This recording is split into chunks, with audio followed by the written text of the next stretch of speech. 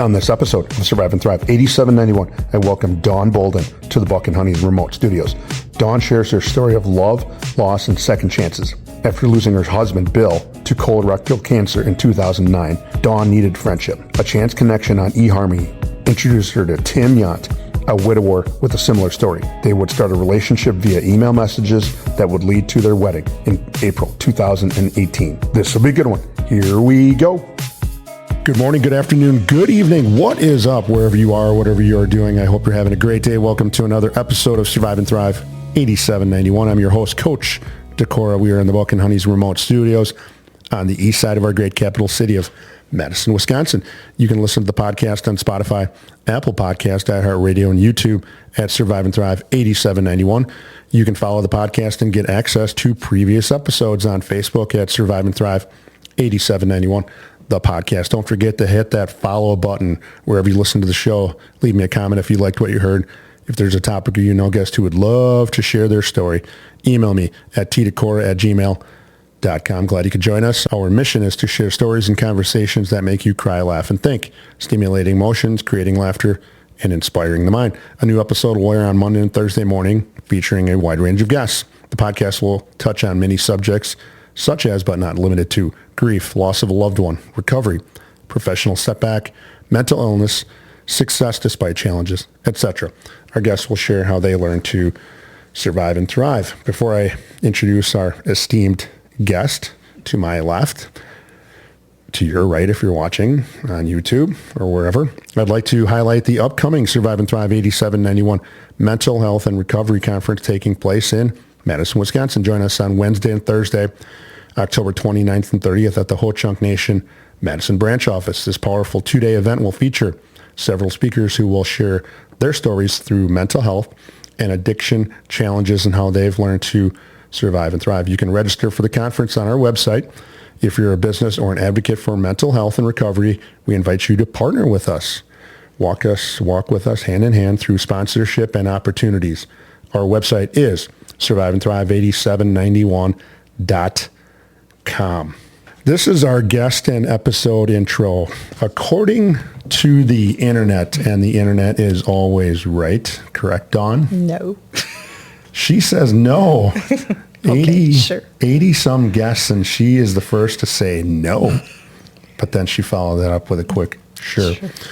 According to an AI, artificial intelligence overview, while a definitive number for 2024 is not available yet, and I can't believe that, sources indicate that about 1 million women in the U.S. become widowed each year, with nearly 2,800 women becoming widows daily with a median age of 59. Our guest became a widow at the age of 44. Today, I welcome Dawn Boldon to the Buck and Honey's remote studios. Dawn grew up in Reedsburg, Wisconsin. She would move to northern Wisconsin after her freshman year and attended Bowler High School and is a proud Panther. After high school, Dawn would earn a couple of associate's degrees in real estate and another as a physical therapist assistant. Dawn would wear many hats in her professional life. Her proudest moments were helping her patients get back to their best selves. Today, I'm so glad you could join us. Dawn Boldon, what is up? Hello. Hello. We're going to move this microphone a little bit closer to you. I feel like I'm eating it. You're supposed to eat the mic. Okay. Yes. First of all, congratulations. You and Tim Yount are the second husband and wife combo, dynamic duo, Batman and Robin, to appear on the podcast. So check and certificates are in the mail, so those should be coming awesome soon somewhere. How has the summer been? It's been good. It's almost over. Don't say that. I love the heat. You love the heat. I do. Then it was probably good for you the last couple of weeks. It was. We were in Florida, so it was even hotter. Hotter than bejesus, somebody says. What do the cicadas mean to you? Those I don't like. Do they mean the same thing to you as my wife? Once you start to hear the cicadas, she says, fall. Summer's over. Mm-hmm. Fall's coming. Yep. And I also know that your husband was in Green Bay for maybe a couple of weeks, which means start of Packer football. Mm-hmm. And that's definitely the fall. Right. Any plans? Any plans for the fall? Hopefully a Packer game or two. Hopefully a Packer game or two, which No, means that not you're really just hanging out with family. I get a lot more Sundays off while he's busy. a lot more Sundays off. That's good though. Before we get to your story, I need to talk about our sponsor, and as my good friend over there says, it's time to pay the bills. Our sponsor, Buck and Honey's restaurants, are a place that people can escape to. For me, it's a great escape from cooking dinner. Do you cook, Dawn? Yes. You do. What's your style, your cuisine? What's your forte? Gosh, like Mama's cooking. Like Mama's cooking. Like so just mashed potatoes and gravy? Love that. Roast? Yep. Yes. Like to grill though too. Like to grill. Well, Yep. It is the grilling season. That's right. Yes. And hubby helps with that, so I like it. And hubby helps with that. Do you man the grill because you like the heat out there? No. No. I'm pretty good at burning things on the grill. Pretty good at burning. They call that searing. Let's just Correct. get that correct right out of the gates. Well, with their great food and drink menu, 5-star customer service, and a welcoming and vibrant atmosphere, people keep coming back. With locations in Sun Prairie, Monona, Waunakee, and Mount Horeb, Wisconsin, most communities in Dane County, which encompasses the Madison metropolitan area and the surrounding area, can get to a Buck and Honey's within 10 to 15 minutes. Drum roll. Have you been to Buck and Honey's? Absolutely. Absolutely. How many of the 4 have you been to? Waunakee and Sun Prairie. Waunakee and Sun Prairie is the home office. Yeah. So, and do you have a favorite food? I'm a burger girl, so probably a burger or a pizza. Burger or pizza? That's pretty simple. And yeah. good drinks. And good drinks, yes. They have good drinks. Yep. On the podcast, our guests follow the format for sharing their story like this. In segment 1, we talk about what was it like, so Dawn's history, what happened to get Dawn on the podcast. And in segment 2, we continue to talk about what happened and get into what it's like now. And we discuss Dawn's 5 suggestions for thriving. So what was it like before and what happened? Segment 1. You were raised in Reedsburg, Wisconsin, not very far from where I grew up. I was just down the road, halfway between the Dells and Reedsburg. I just was glad I grew up a chief and not a beaver. Hey, Tell us what life was like living in the Berg, Reedsburg. it was great. I was actually a country girl, but I loved going into town. I spent a lot of time at my grandma's farm. He had a huge garden, lots of cousins. We all lived close by, so we spent a lot of time together growing up, which was great. I actually had do you remember where the cemetery is on Highway H? Cemetery where... There's a yellow brick house. Okay, yes. That's my yellow brick house. I grew up there. My dad totally gutted it and remodeled it, and so I played there, and I scrubbed some of the tombstones for fun in the summer. Yeah, it For was fun? I did. I loved it. I'd take my little bucket and go up there. We played hide and seek. I don't know if I'd go scrub I did. headstones. I don't know if I'd go play hide and go seek. I know. A lot of people, like, when friends came over, they were like, no, we're not going up that hill. We're staying in your front yard. We want to be as far from that cemetery as we can. Yeah, you gave me the good old feel goods when you said, not when you said hide and go seek and whatnot, but when you said Highway H. I grew up on H. So Oh, you did? I did. Like I said, Wow. right by Christmas Mountain there. Oh, So gosh. yeah. We were neighbors. Not very far Nope. away. And then after your freshman year, your family relocated to Bowler, Wisconsin. And I know there's probably some people from Wisconsin that listen to the podcast, and they're probably thinking, Bowler, Wisconsin? Correct. And it's spelled Bowler. I know where Bowler is, and we talked a little bit about that. Tell us about Bowler, tell us about that growing up there. Well, not growing up At there, but first, kind of it was finished up. rough. It was really rough because I was so excited to go to a public school in Reedsburg, and then I only got to stay there for a year. And then I was moving to this tiny little burg, and I didn't realize how few kids were in that school. I mean, I graduated with like 35 to 40 people. I can't remember exactly what the number was now, but so the first year in school was really tough because I didn't have a lot of friends. I was the new kid. I dressed funny, according to what the other ones did. I don't know if people know this, but Bowler is near a Indian reservation, and oh boy, I way overdressed for school, not knowing what to expect, and then I got picked on because I had a perm and I had big bangs and I had dress clothes and I had dress pants, and oh my gosh, they wore sweatpants and they wore hoodies, and I was Jeans. really odd. Yeah. So the first year was rough, but then, after I was there for a year, it was fine. I found some places where I fit in. And acceptance yeah, probably exactly. occurred too. Yeah. I had a couple of girlfriends that were from the reservation, and they included me and had me come along to some of their events, and then people got used to seeing this weird blonde girl with all these beautiful dark-haired girls, and they were like, well, she must not be so bad if Must she be a likes cousin her. from down south. Yeah, right. Tell us about your family growing up. Mom, dad, couple Yep. siblings. I am the oldest of three. I have a brother that's just a little over a year apart, and then my younger sister came along 6 years later. But yeah, we were all very close, and I mean, we did a lot. Like I said, not just us, but cousins and stuff as well. But my brother Mark still lives in Green Bay, is married and has 2 kiddos, and my sister Shelley is in Florida, and she's married and has 2 kiddos as well. It's nice to have somebody, a close relative, if not tight sibling, that lives in Florida. It is. Or Phoenix. Yes. And they're wonderful to us. Tim and I get to go on many vacations. I'd love to have some cousins or a brother or sister that would live in like the Bahamas maybe, or Cancun. Right. Yeah, that didn't work out though. You have an amazing husband, Tim Yant, of 7 years, but you two have been together for 15 years, and an equally amazing son of your own. And then you, through the waiver wire, picked up 3 other sons. Spin some yarns about them. Oh, they're all great. Will was my only birth child, and then I got Cameron and got to help with his raising. And Nick and Ben were a little tougher to crack because they were older boys.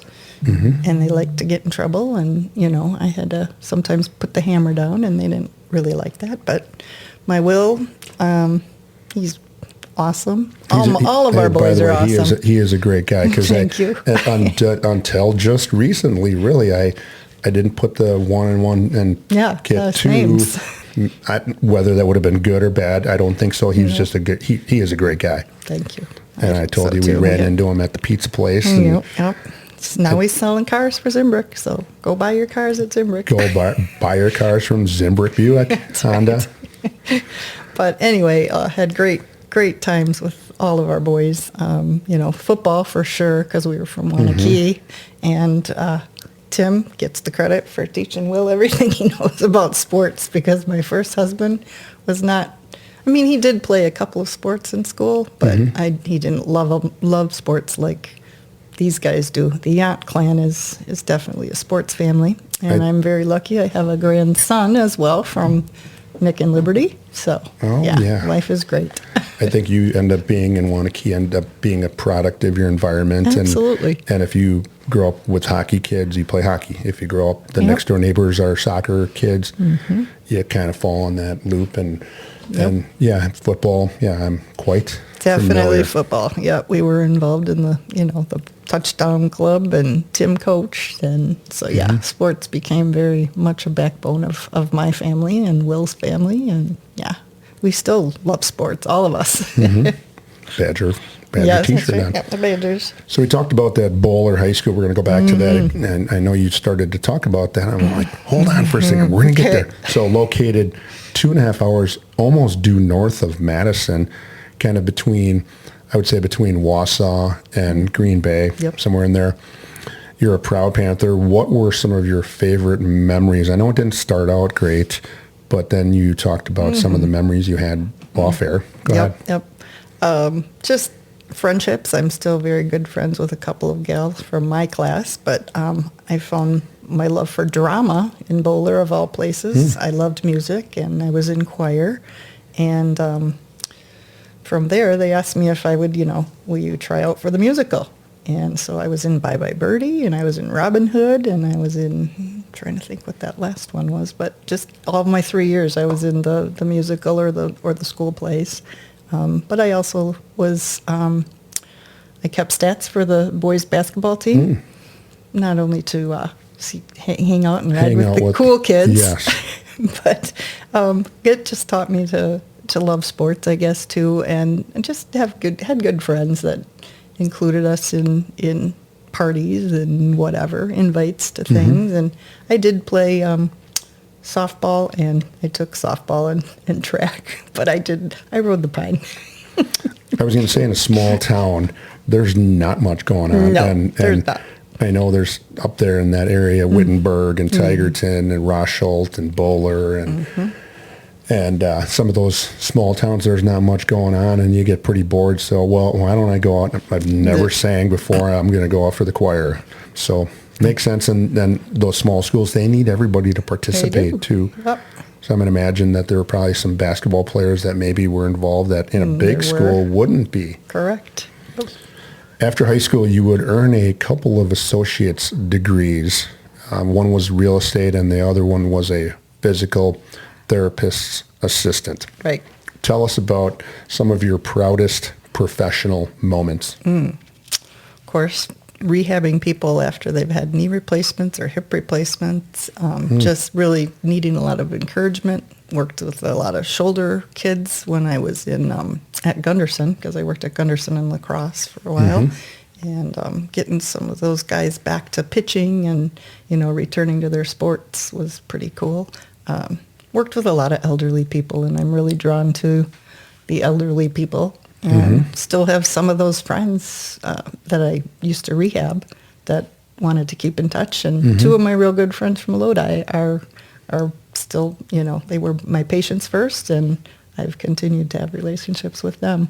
Well, sometimes, they might be the only other person they talk to other than maybe a spouse or maybe if they're solo. And then you're spending not a day, but an hour or two every week or 2 weeks. Yeah. You tend to become a emotional pillow for somebody. Correct. Or just somebody to talk to. Yep. So, and you're easy to talk to. I'm a gabber. You're a gabber. In 1996, you would marry Bill Boldon.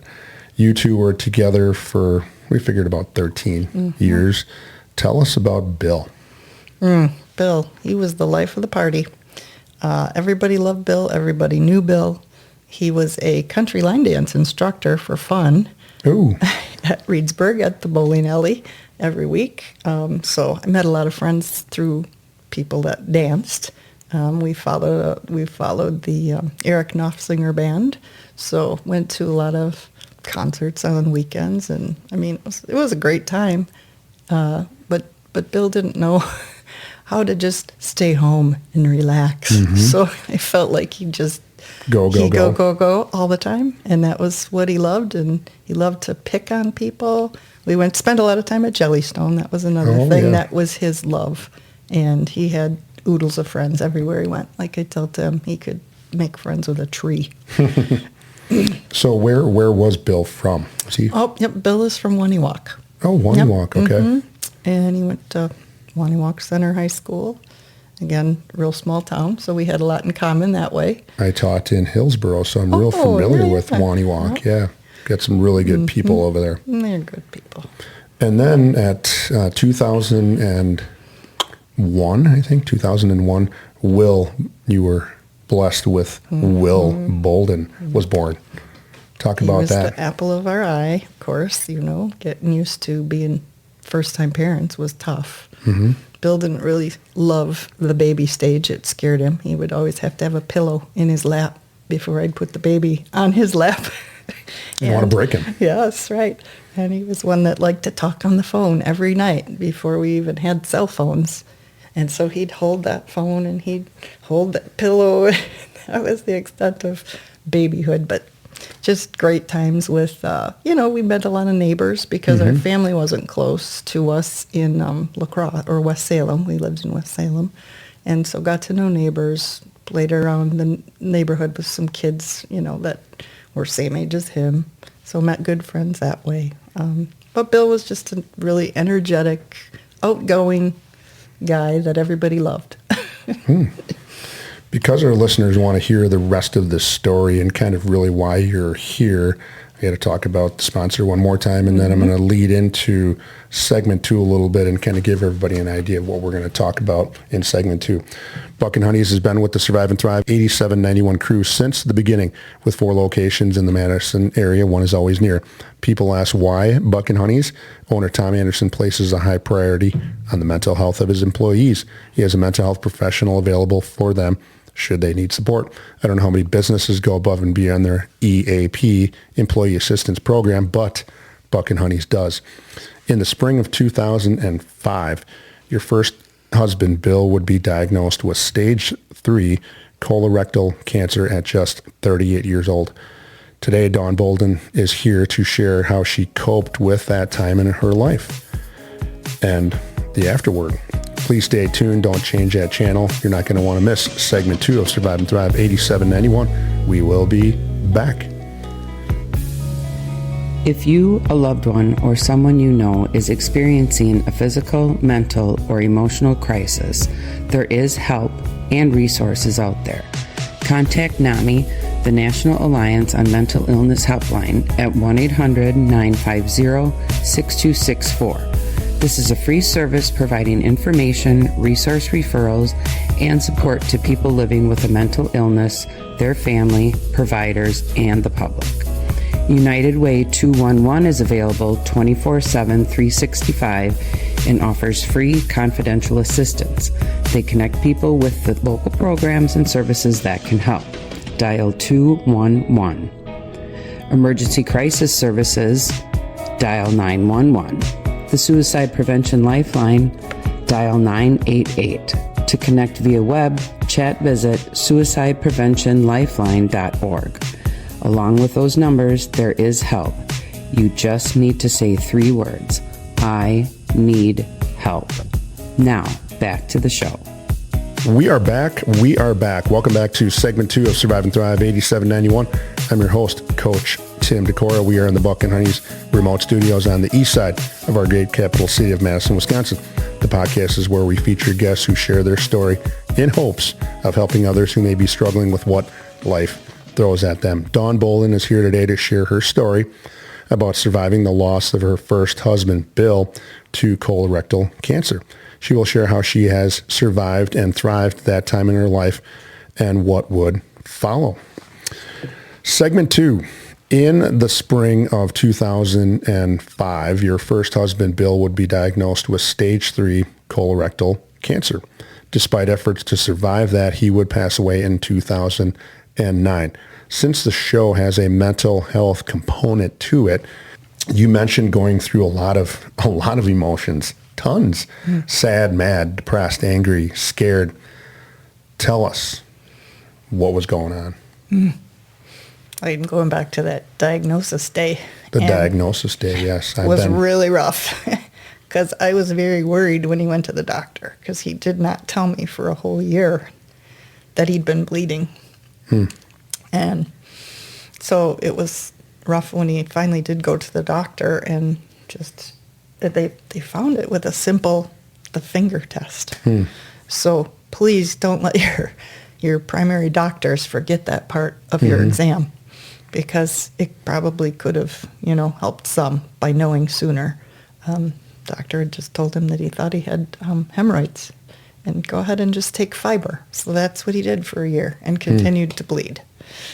And anyway, the day of the diagnosis, I remember just like wanting to collapse. Of course, cry first and mad, and couldn't get a hold of any of my immediate family that day. So I ended up telling my brother-in-law, Alan, who was the first guy that had to listen to me and cry. And, it was just difficult. Like anybody that gets diagnosed, the spouse is just about diagnosed too. Sorry, I'm losing it. No, that's okay. I mean, having at least, I kind of understand a little bit because I got that phone call, and I've had that happen twice. And those 2 phone calls were not good. No. And I said, can I take this? Can I call back? No, it's your wife. She has to talk to you now. And I'm like, oh dear. So yes, she dropped the little bomb that she was diagnosed with some cancer. But fortunately for us, we had a little bit of a blueprint, a little bit of a map, because my sister-in-law had breast cancer. So we went into the old, okay, let's cry a little bit because we need to. And then what do we do next? Right. Gotta come up with the plan. Push the sleeves up and what do we do? So during those where you talked about being angry, mad, sad, there were some decisions that had to be made about, I imagine, the kind of treatment that goes along with the C word, cancer's radiation, chemotherapy, or some surgery of some kind.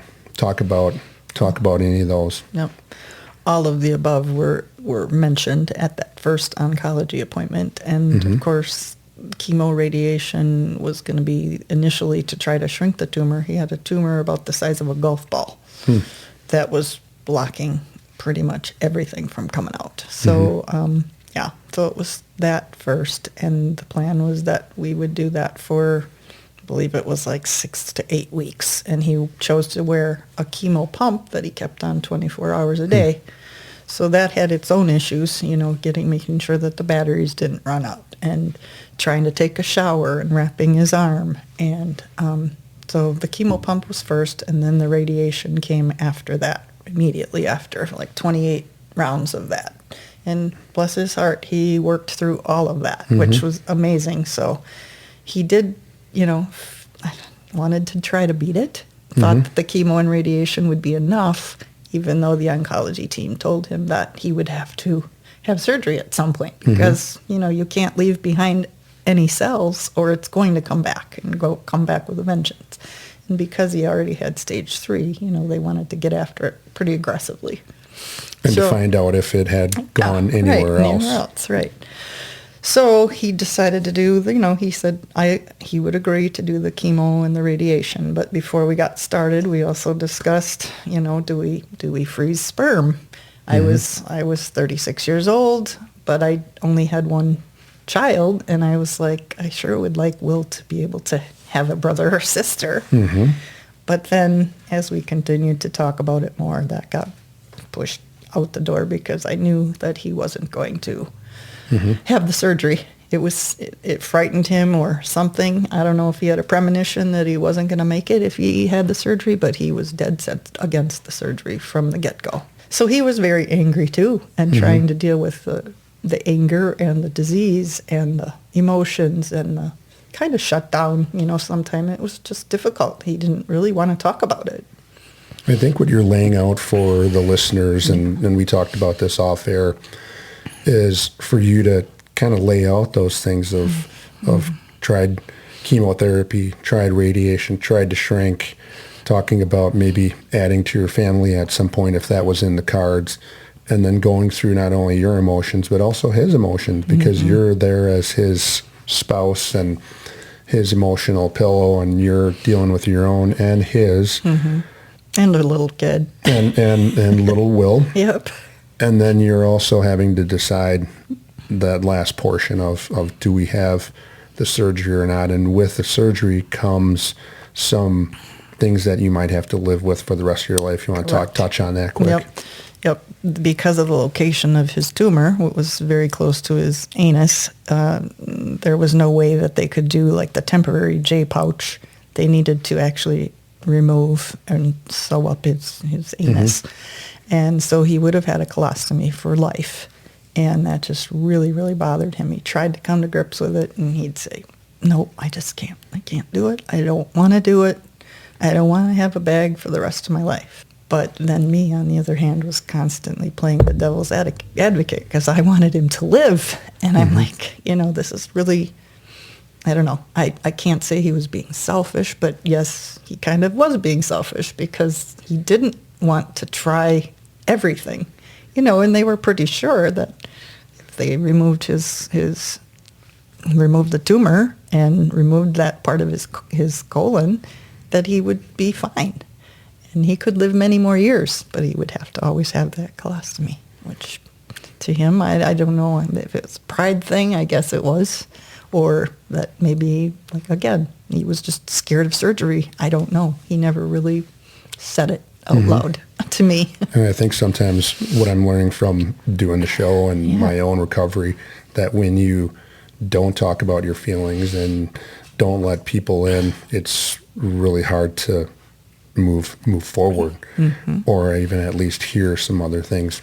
So was there a moment or a time where you had to just take that deep breath and say, okay, I have to accept this because you know, he is my husband, and I have to accept him for what he, you know, what it is.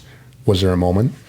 Absolutely. And, you know, again, I tried to even bring in some of his family members, because my sister is a nurse, and, you know, Shelley was always, yeah, let's go get this taken care of. But yeah, it was just very difficult for him to change his mind, you know. And so, yes, I did have to just accept it. And then the fear comes with the finances and the, you know, what's going to happen to Will, and are we going to be able to keep our house, and do I have to move while he's sick? And, you know, I don't know. And he was a trooper, you know. After the chemo radiation, we even took a trip to Disney.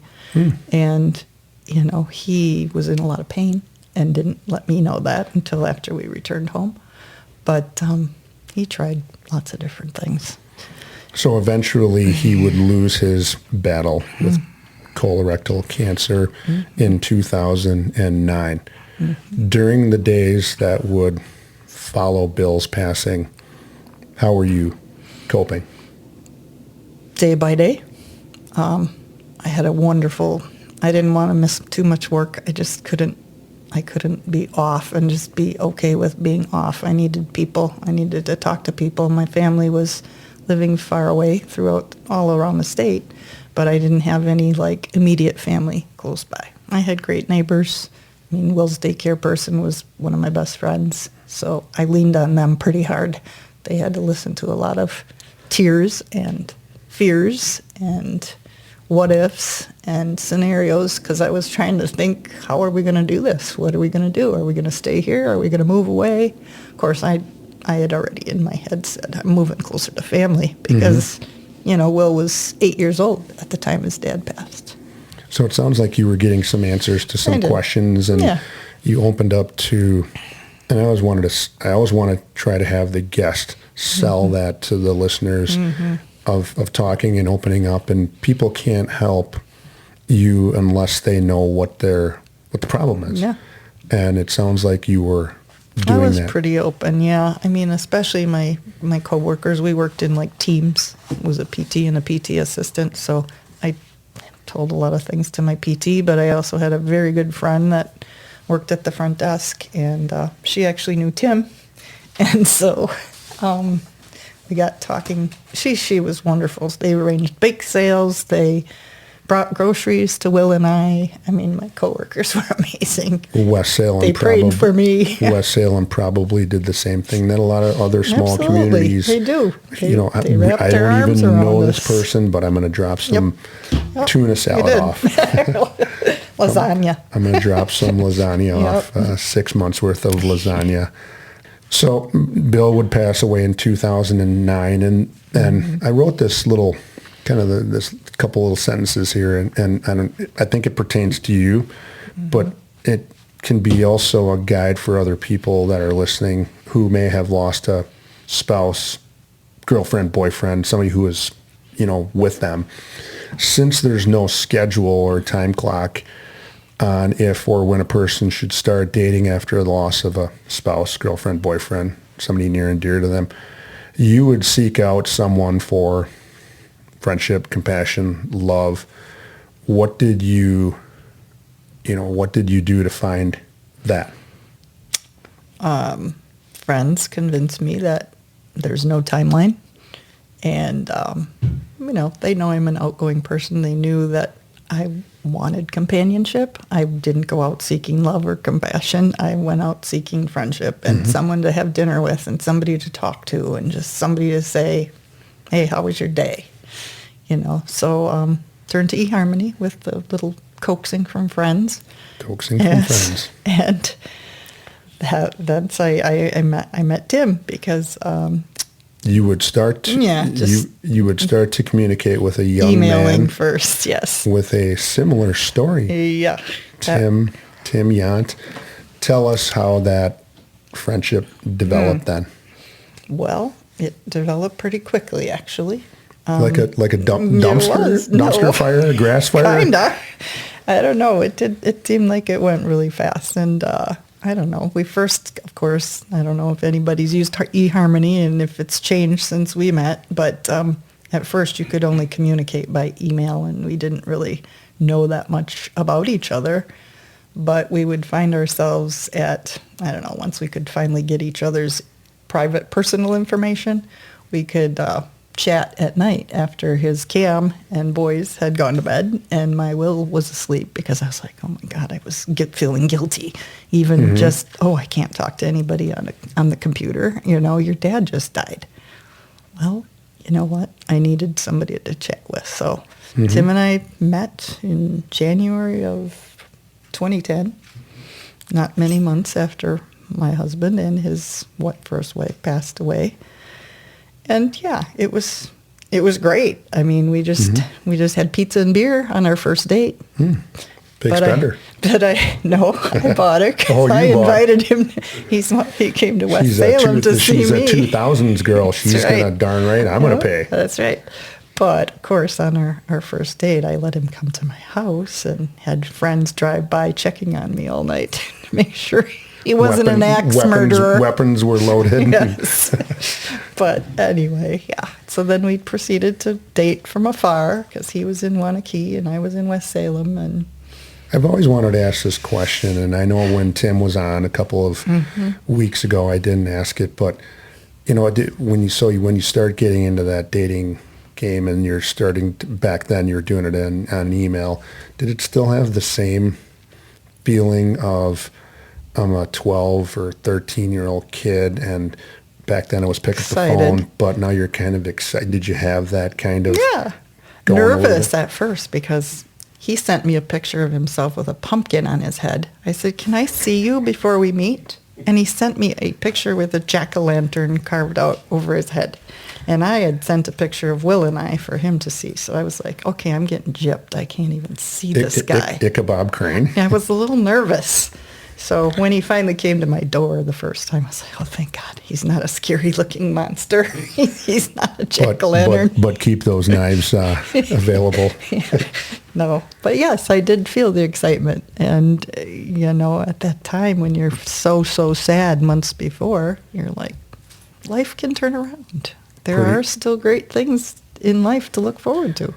I think that whether you're looking for compassion, love, the physical stuff, or in your case, kind of just having that friend there to talk with and lean on can kind of coat those old wounds that you had and not necessarily make them go away, but they serve the same purpose as some unhealthy things like people go to alcohol and gambling and all kinds of things. But in this case, it ended up being a great salve and a great ointment, and it led to you guys being together now for the last 16 years, half of those being married. So what is life like?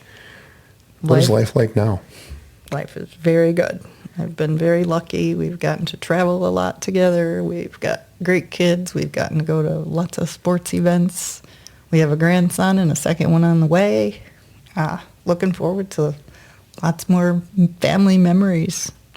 And the word retirement? Yeah, eventually, but that's probably a ways away yet. Well, as long as you've got the little ones to care for and keep us young. And there's more coming around and keep you young, you might as well do a little work. And then, that's right. And then when they get to be ill enough to play Wanakee football, then you can... Oh, we'll be back on those sidelines. We can't wait. Be back on the sidelines, ringing the cowbell, and Maybe doing not. all of that good stuff. Yes, we will. This is where the subscribers, followers, and listeners take out the notebooks, pens, and pencils and jot some things down. Here are Dawn Boldon's 5 suggestions that have allowed her to survive and thrive the loss of her husband to cancer. And I'm going to toss these in softball style on her hand, kind of a visual. And I'm going to say, go ahead and hit that. Can you hit a softball? Lousy. Lousy. Okay. I'm going to get a beach ball and toss That's that in. better. Hit those better. Here's what you shared with me, and I'm going to go in order here. Number 1, take care of yourself and don't be afraid to ask for help. Go ahead and hit that in about 60 seconds or less. So taking care of myself when Bill was pretty sick, I didn't do any working out for myself, and that led to more injuries myself because I was having to, transfer him at times towards the end of his life. So started to work out again after he passed, and that really helped not only my physical self but my mental health. And then the not being afraid to ask for help, they were wonderful. Like I said, coworkers were great. Friends would reach out just to chat. And I know it's terribly hard, and I wasn't anyone that ever said, God, I need help, please help me with something. But people were amazing, and it's okay to ask for help. Mm-hmm. I think your friends and relatives and coworkers came in and filled the void. You didn't have to go to the good Lord, but you did. And so number 2, find a church or a faith community that you feel comfortable and welcome in. Go ahead and hit that. One of my PTs actually got me away from, I'm terrible to say, but my Catholic faith while I was going through my struggles, and started going to an evangelical free church. Loved all the music. I've always been, so into music. And back since those bowler days. Yes, it's bowler days, and just my faith has grown tremendously. And I'm just thankful that there were people praying for me at that time that led me back to that faith-based life that I really needed and still have to this day. Very, very blessed. And in fact, just got rebaptized 2 weeks ago in the Gulf of America in Florida. I think I saw that. Yes, you did. Number 3, spend time with loved ones or friends who understand your situation. Go ahead and hit that. No, I had great friends. A lot of Bill's friends were also my friends. Our line dance friends didn't forget about me, even though he passed away. I forgot to mention they organized a wonderful benefit for Will and I that made us, $10,000. Ooh. It was amazing. It paid many months of mortgage. Mm-hmm. So, just people are great. And I don't know, I'm very, very lucky that I've had so many family members and friends that have pitched in to help our Jellystone family. There's just oodles of people I can thank.